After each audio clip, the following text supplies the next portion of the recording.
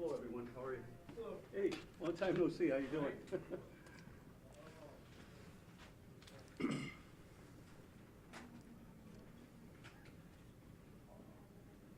Let it teach.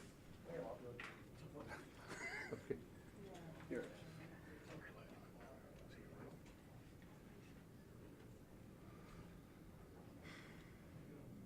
You all set? Okay, hey, thanks everyone for being here to cover another significant arrest that was made up on Grand Island this past Thursday. We're joined today by Sheriff Garcia, District Attorney Mike Kane, Erie County Sheriff's Office, Chief of Narcotics and Intelligence DJ Granville, and ASAC Mark Grimm from the FBI, and HSI ASAC Brian McCormick. So this past Thursday, an investigation that was about 3 months in duration culminated with the arrest of 29-year-old Jay Mudra. Detectives were on a surveillance on Grand Island, and they were awaiting him as he rolled up to his house. But like some of the best laid plans, it never goes perfectly, and he went right past his house and into a different area of Grand Island where our detectives caught up with him and executed a search warrant. That search warrant led to the recovery of approximately 1 kilogram of cocaine. So thereafter, detectives sought to get a search warrant for his address at 2400 East River Road in Grand Island. And with the assistance of the District Attorney's Office, they procured that search warrant and executed the warrant there. They had to overcome about 3 pit bulls that were kind of running loose in the house. And once they did so, they searched that residence and found another 4 ounces of cocaine and about 5.9 pounds of psilocybin, commonly referred to as mushrooms, and 120 psilocybin chocolate bars. So like chocolate bars that were infused with this ingredient. So the street value on the cocaine was approximately $40,000. And with that, I'll turn it over to Sheriff Garcia for some comments. Thank you, Under Sheriff Cooley, very much, and I want to thank Chief DJ Granville and the people, our detectives that are doing an outstanding job and keeping our public safe. You know, the vision of this sheriff's office, when it comes to drugs and so forth, is going after the drug dealers. And as you see, today we're talking about Grand Island. We've been up here before, and you know, we're doing cases in the city of Buffalo and all over the county. This is everywhere, and we have to do a better job. You know, locally, what we do is go after the drug dealers, and we need to go back into the schools and educate our kids, as we used to have the DARE program, and really let them know that what they're up against. I mean, they're up against, we're talking about mushrooms, candy bars. You know, the kids are not going to know what is in this chocolate bar many times until they do it. And again, just tell the public this, your drugs are not safe. We're talking about a record number of overdoses that are predicted for this year, somewhere around 500. It's a huge amount. That's a lot of families that are left behind grieving. And if it wasn't for Narcan, we'd probably be talking about over 1,000 overdose deaths. And the way we're dealing with this is Narcan when it comes to heroin to help people out. And now they have these cocaine strips to test cocaine for fentanyl. I mean, this is very reactionary, you know. We can't do anything locally about tightening the borders, but we could definitely, you know, pound the table and say we need to, because obviously fentanyl, cocaine, and heroin are not produced in this nation. So they're coming in. There's a huge reward for these drug dealers, which is, I think we recovered $20,000 in cash. This guy was paying $3,500 in rent on Grand Island. That's not too bad for somebody without a job. And, you know, what's the risk? I'm not talking about putting thousands of people in jail that are users that get caught with a crack pipe or a syringe with heroin residue that are indigent, poor, and can't make bail. I'm talking about going after these major drug dealers. A kilo of cocaine. would have done a lot of damage, the mushrooms and so forth. So, you know, I want to commend not only the work of DJ Granville in our narcotics division, but I want to commend our partnership as always. We say this is always our partnership, and especially with now the prosecution begins, and we had a great relationship with our former DA, John Flynn, and that relationship continues today. And I want to introduce our great friend, great professional, District Attorney Mike Kane. Thank you, Sheriff. Thank you, Sheriff. So I will tell you that on Friday morning, after his arrest, late Thursday afternoon, Mr. Mudra was arraigned in Grand Island Town Court. He was arraigned on the 9 separate charges that have been filed against him. These are allegations at this point, merely allegations. But 6 of the 9 charges are felonies, the most significant of which is an A1 felony for possession of the cocaine that was recovered from his vehicle. There are 2 additional A2 felonies that for the drugs that were found in his home. As Under Sheriff Cooley already mentioned, the mushrooms, as well as some additional cocaine that was found in his home. So those are 2 additional counts of criminal possession of a controlled substance in the 2nd degree. The A1 felony is criminal possession of a controlled substance in the 1st degree. And then with respect to each one of those drugs that were recovered, the 1 from the car and the 2 from the house, he's been charged with criminal possession of a controlled substance in the 3rd degree. Those are B felonies. That's possession of those drugs with intent to sell. Clearly, the allegation here against Mr. Mudra is that he is a drug dealer. And then there were 3 other additional charges for misdemeanors. Mr. Mudra was arraigned on Friday. The court could not set bail. The court remanded him, and it was returned today in Erie County Court, where a bail motion was made by Mr. Mudra's defense attorney. The judge, against our objection, granted Mr. Mudra's application for bail. The judge set $10,000 A, or in the alternative $20,000 B, which is an insurance bond, or E, which is an unsecured, or rather a secured surety bond. So we expect that Mr. Mudra is going to post bail. We will move forward with the prosecution. The investigation is nearly completed. We'll move forward with the prosecution. This case will move forward in Superior Court in Erie County, and we do not have a return date in Superior Court. The return date in Grand Island is just really to just monitor the case. I think it's at the end of this week. So Mr. Mudra is facing some serious time if he's convicted of these counts. I will just tell you that on the A1 felony, it's a determinate sentence of between 8 and 20 years. This is a 29-year-old young man. 8 and 20 years is a long time. And on the A2 felonies, it's between 3 and 10 years. Those counts may be able to run consecutive to each other. We're a long way away from that. These are just allegations at this point. But you know, for a 29-year-old dealing in this kind of weight, it's and those sentences are significant. So we're going to move forward with the prosecution of the case. That's all I have. Yep. And I'll apologize. Typically, we'll have the evidence here, but we were unable to sign it out of the CPS laboratory today as they're doing their analysis right now as we speak. So, and I should just say, echoing the sheriff's comments, you know, this case came together after months of investigation, led, of course, by Chief Granville and the Erie County Sheriff's Department, but also our partners in the federal government who are here today. And most of the work being done on the street by the detectives that are behind you in another room, they do all the, you know, the legwork, quite frankly, and it couldn't be done without the great partnerships we have, not only with our colleagues in the Erie County Sheriff's Department, but the federal government as well, working together with our office. So this is a great example of us collaborating and working well together as partners. Any questions?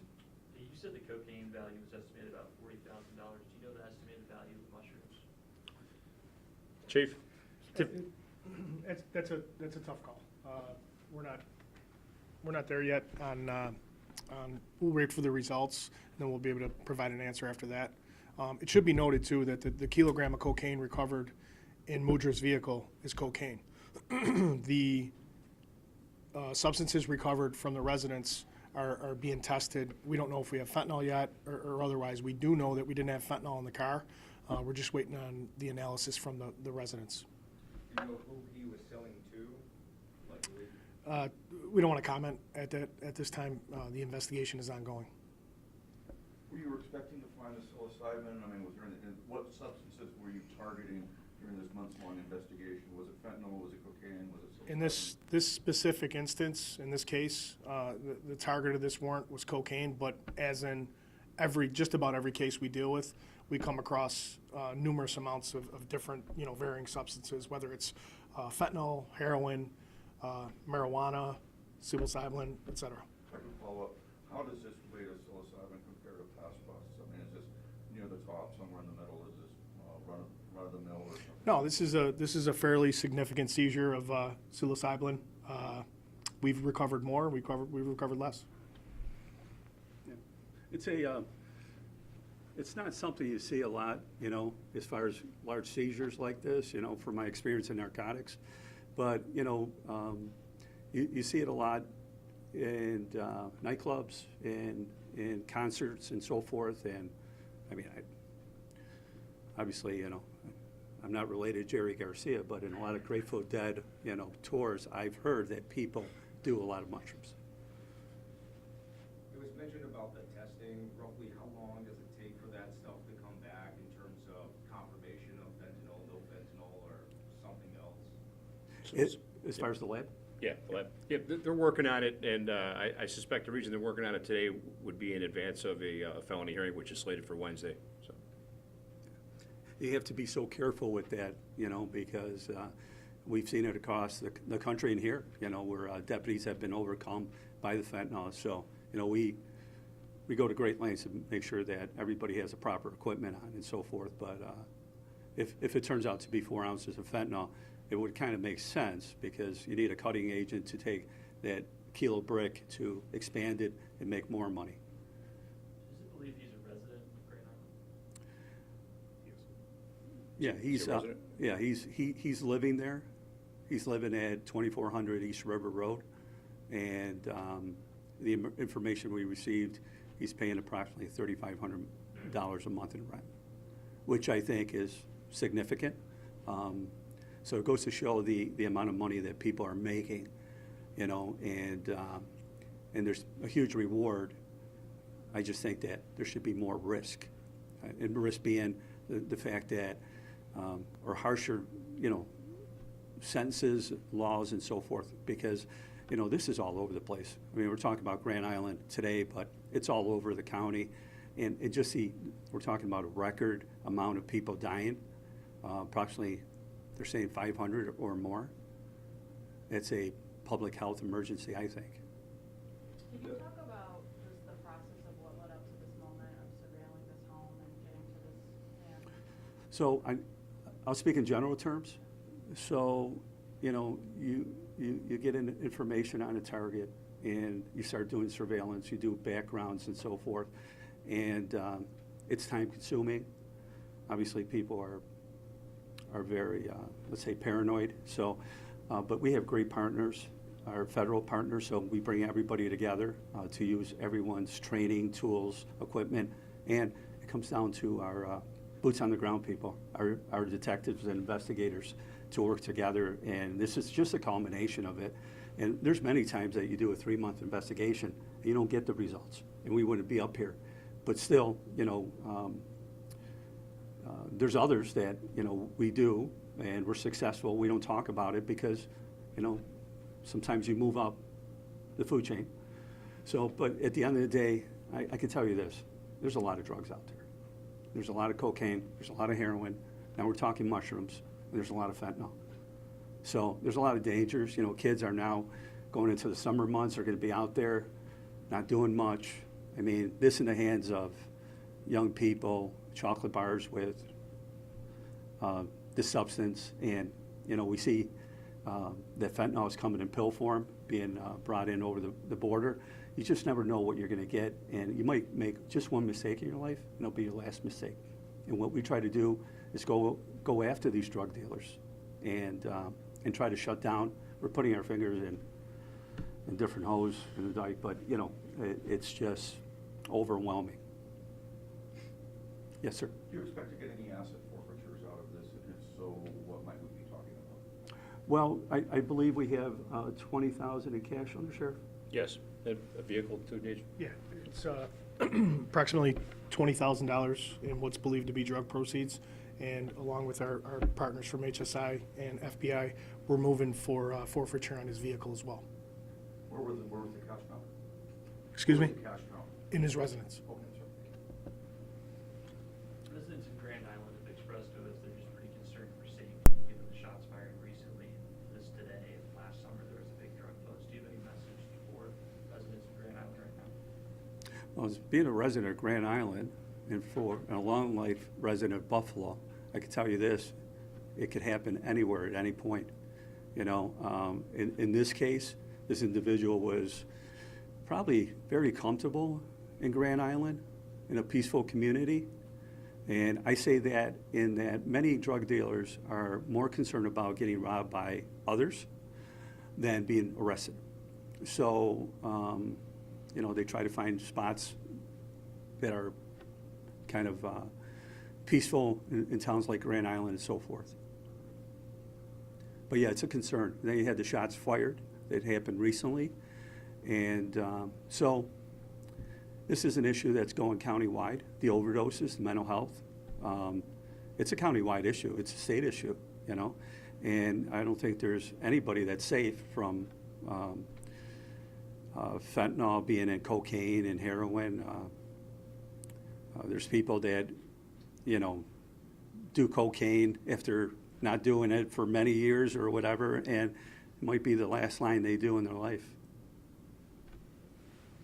Can you just further explain more of the importance of getting these kind of substance off the street, especially the one here that we found the mom? Oh, my God. When you think of it, you think of a kilo of cocaine, 1,000 grams, and then the mixture that goes into it. Let's say fentanyl. It's most popular right now.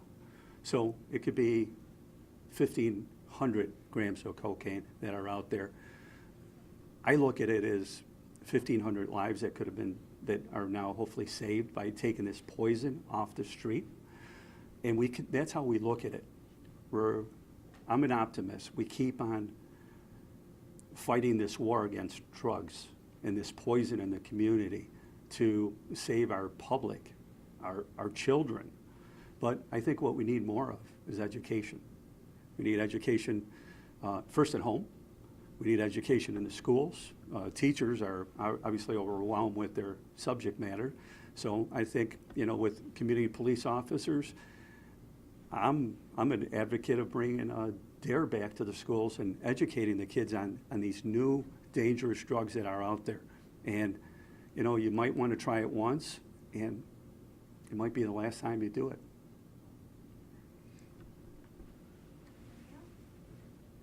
Thank you. Thank you. Thank you, everyone.